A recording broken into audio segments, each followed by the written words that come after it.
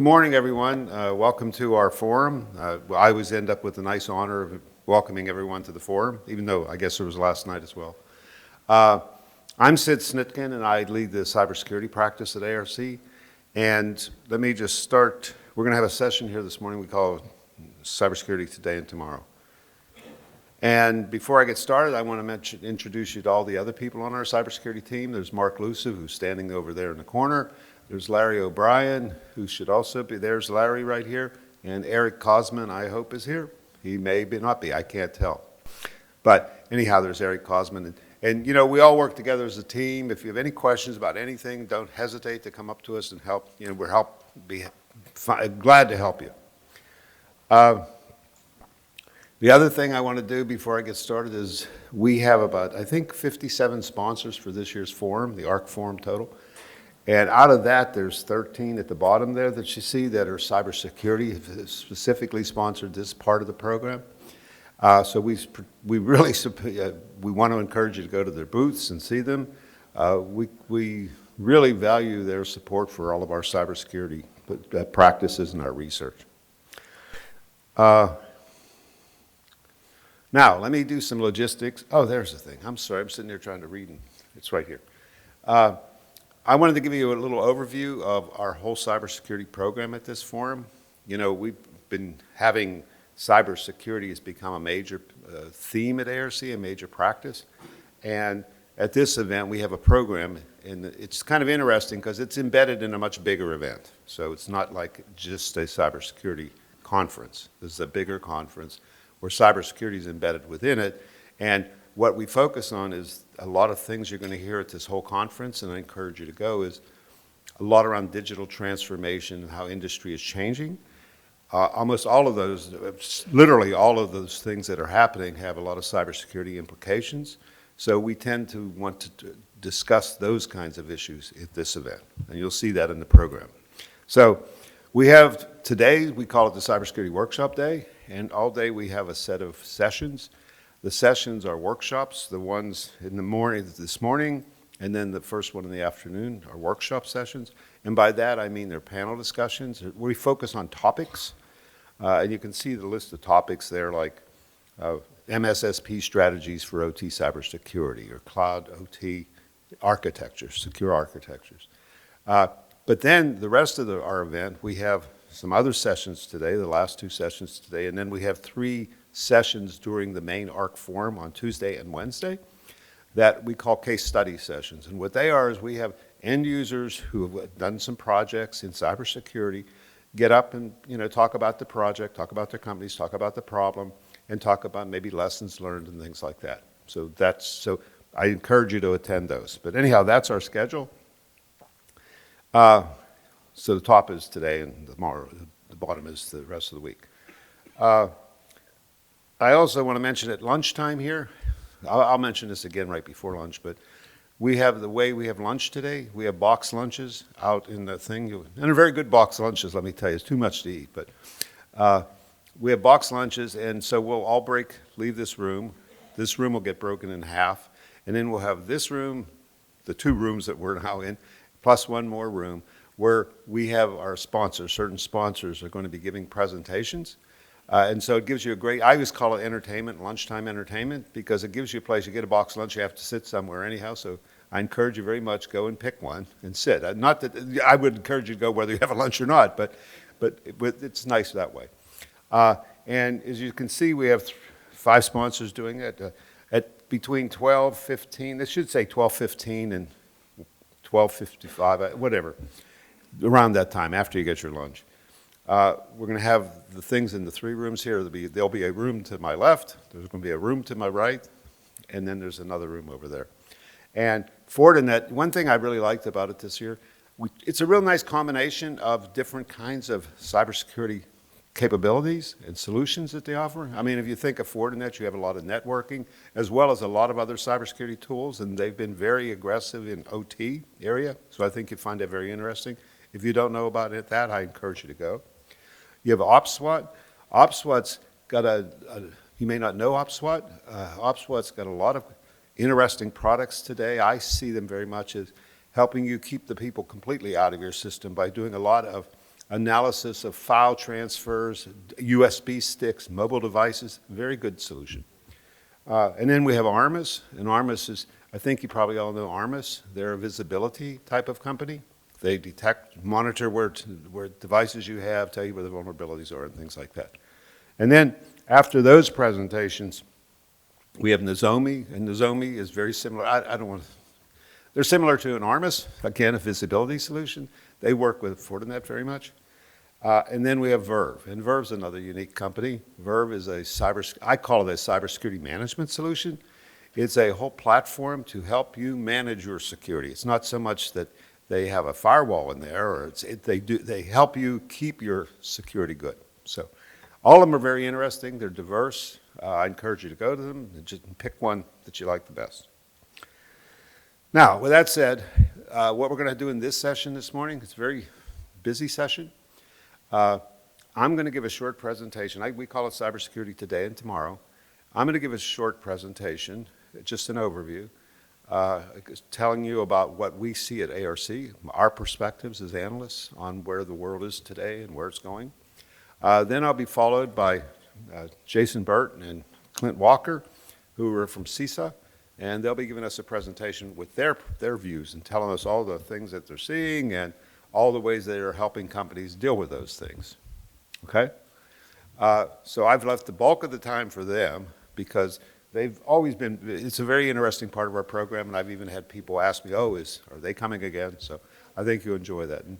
And it's much better than me talking, let me just say that. And then we're going to finish this session today. We have a short lightning round where we just have our sponsors come up and we'll have a hook. We're going to pull them off if they talk too long.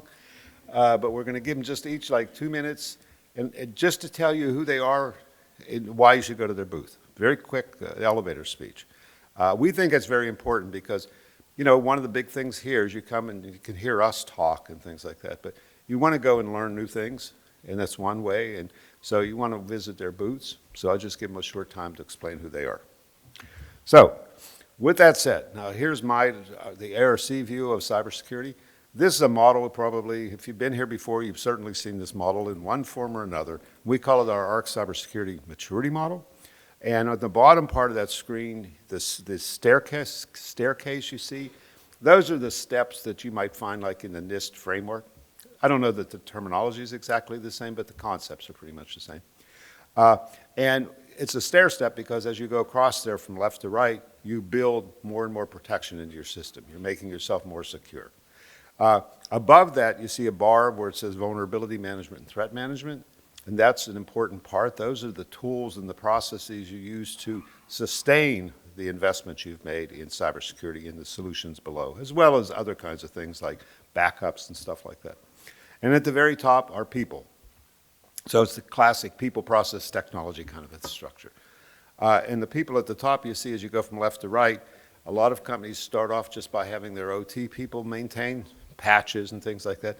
But as you go across in maturity, you obviously need to have more cybersecurity expertise. So we use this model to help people kind of say, where are you, where are you going, what you should do next, things like that. And right there, that red line, though I might get disputes from people, I kind of see that as the maturity target that most companies have been trying to get to. And it's really for isolated, I'll say it's for isolated systems. I mean, we've been having this event here for 11 years now. And over the time, I mean, these standards have all developed. We're very familiar with the standards. In fact, Eric Kosman, one of my colleagues, he's actually one of the co-chairmen of that committee. But when you look at them, a lot of them are focused on isolation.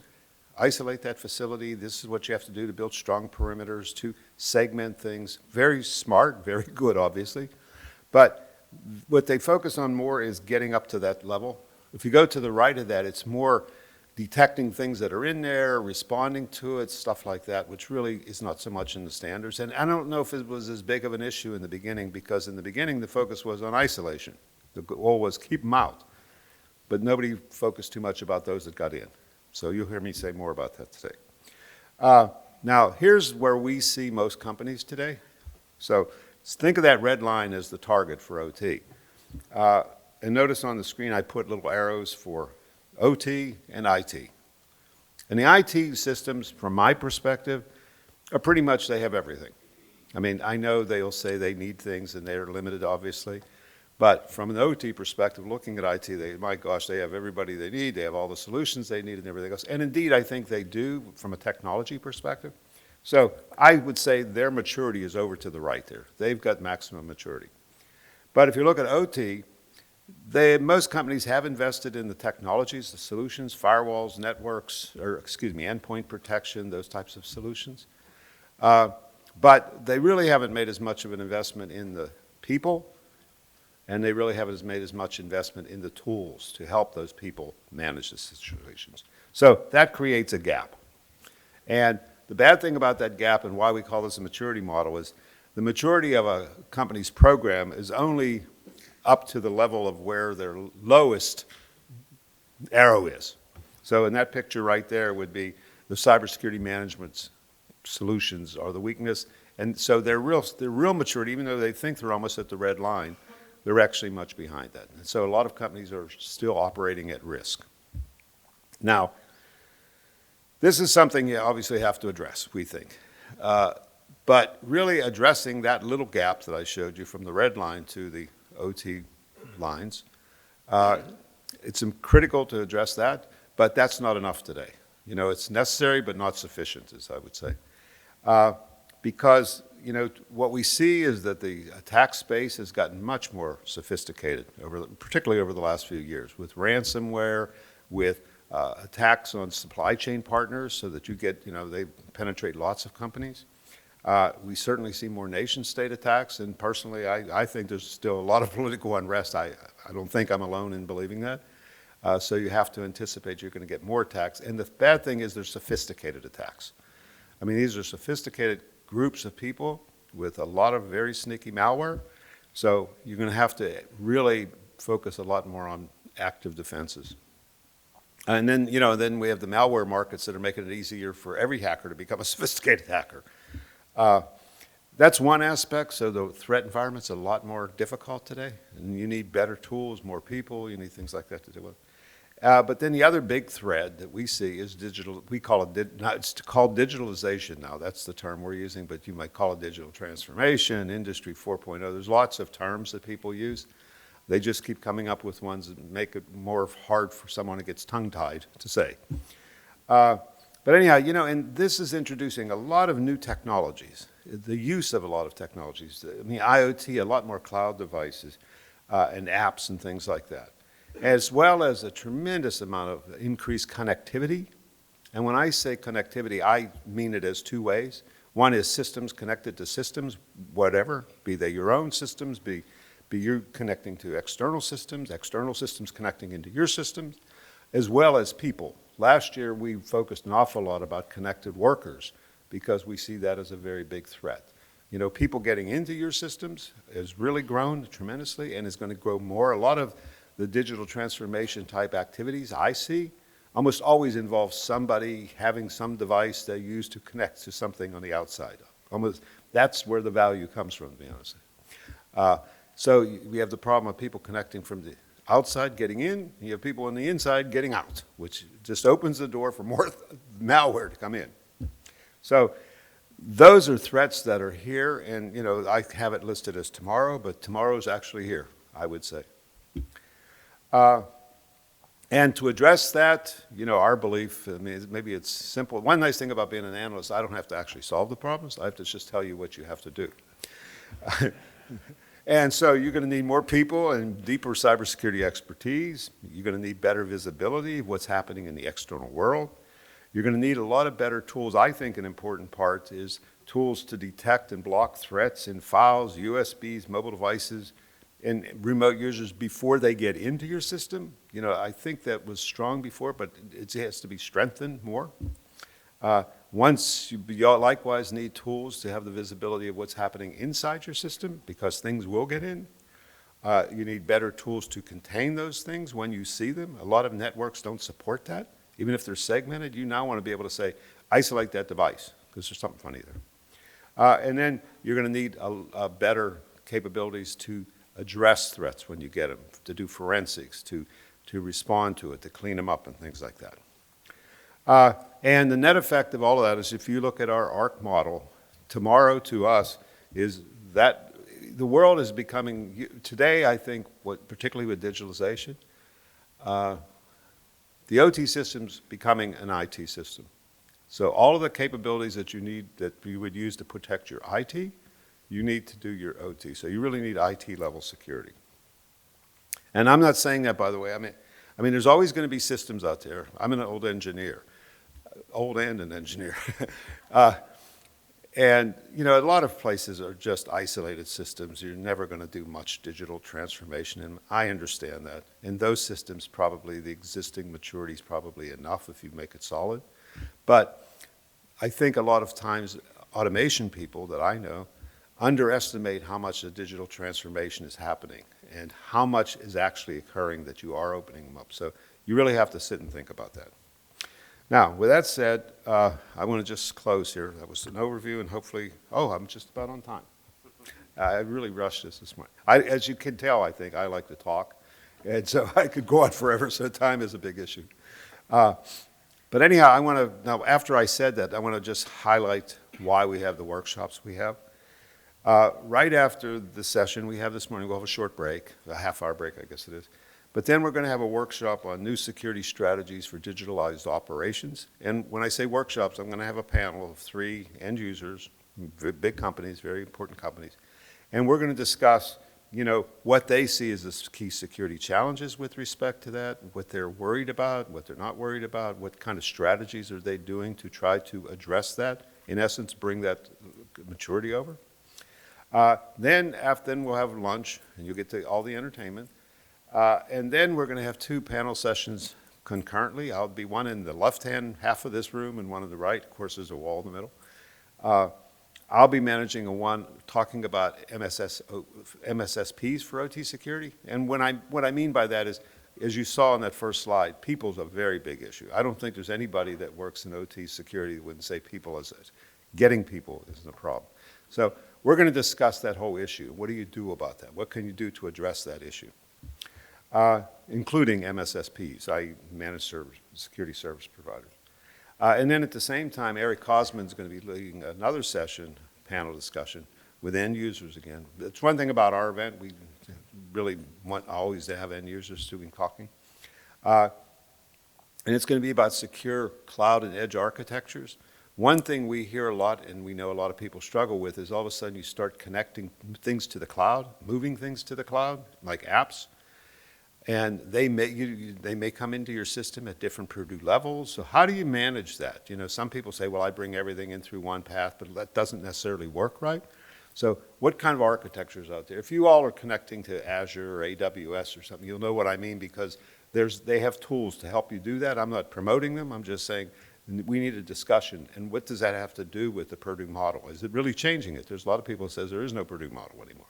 I don't necessarily subscribe to that, but there's that kind of a view. So how do you deal with that? So those sessions, and as you can see, those workshops are going to build on this kind of overview thing that I mentioned about what do you do about more sophisticated attacks and digitalization.